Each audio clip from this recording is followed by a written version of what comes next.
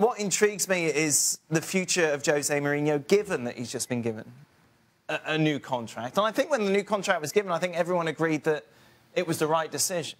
Well, I don't know about that. Hold on a second. I don't think so. I think you'll find that what we talked about is exactly why I think they'll eventually go, and that's the way they play. It doesn't play what you associate with the way Manchester United should play the game.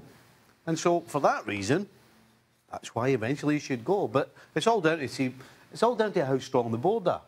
If the Man United board are as strong as the Arsenal board, then Man United fans better get ready for another, what, 3 seasons of this? In the post-game interview or press conference that Jose Mourinho had, when he brought up about the fact that it was not the first time that he has sat there and Manchester United had lost, that you know, he brought up Porto and Real Madrid and then mentioned Manchester United, that detachment from him and the reality of what just happened out on the field, almost disassociating himself from the disappointment, the failure. That, well, that's Manchester United failures. That's not me failing. Yep. That's Manchester United. Oh, wait. So I coach Manchester United.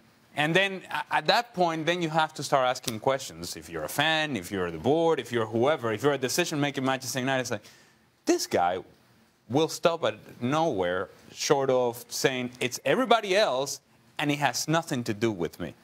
I will continue to move on with my career and I will get another coaching position somewhere in a top-tier club because that's what I've achieved over the course of my coaching career, and you guys will do whatever you do. When you create that detachment and that space between you and the club, you're essentially saying, it's not about me. They're already briefing. Not that they weren't probably briefing before the game, but it seems the briefing has ramped up to, you know, the journalists always find things out. Yep. Some reports after the bloodbath of yesterday already in the morning papers, along with those headlines. Buried in there a little bit was 7 or 8 could leave. And he's looking to get at least 4 in. The scapegoats have been lined up. And it's not the manager. It's 7 or 8, 6 or 7, whatever it is, may leave. Right? And he needs to get another 4 in, which is what we talked about yesterday. How much? Yep. Convince the board, how much more does he need?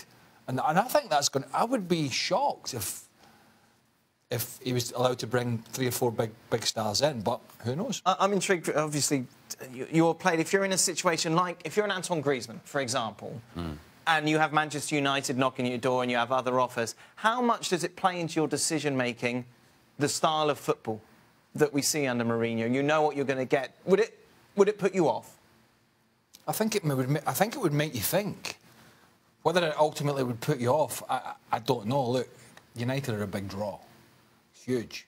Absolutely huge draw.